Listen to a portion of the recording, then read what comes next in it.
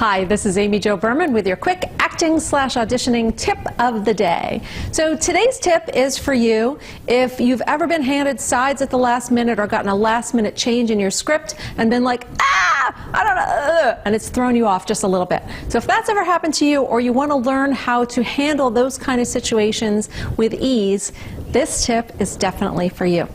Come on.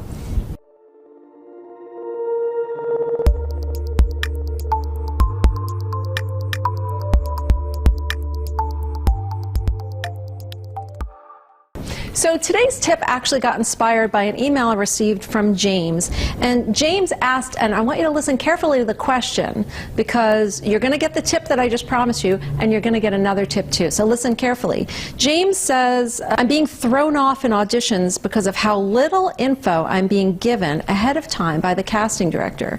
I'm confused why sides aren't made available before I get to the audition if they're readily available right before I walk in front of the camera to perform the scene. And then James says, I know that this is just how things are done, but a good performance takes preparation, and I feel like too many casting directors are setting up actors to fail at their audition. Wow, there's a lot packed into that question. So sit tight with me here for a minute, because this video is going to be really valuable for you.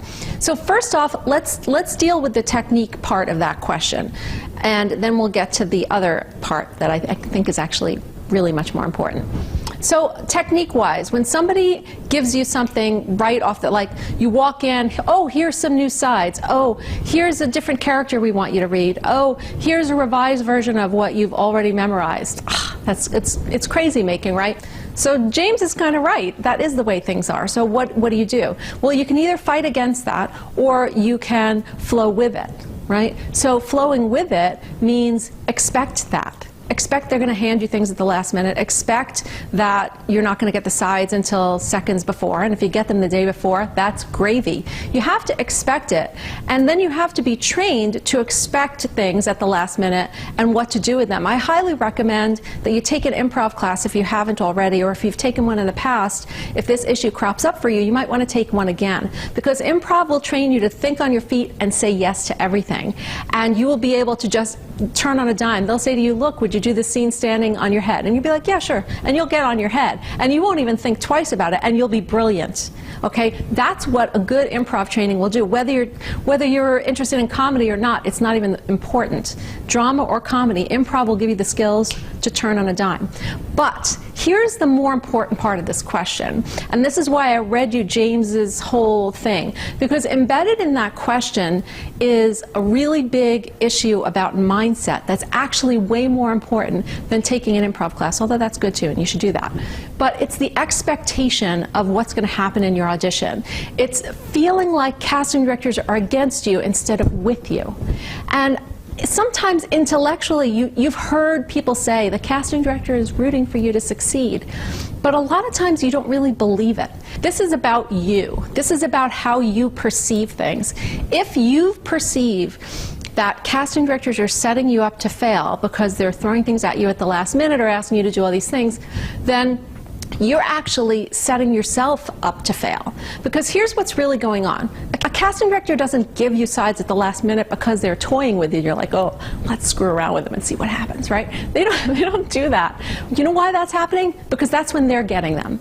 Because when they get to work that day, they get a revised script, and then the director calls them and says, oh, have all the actors read this today instead.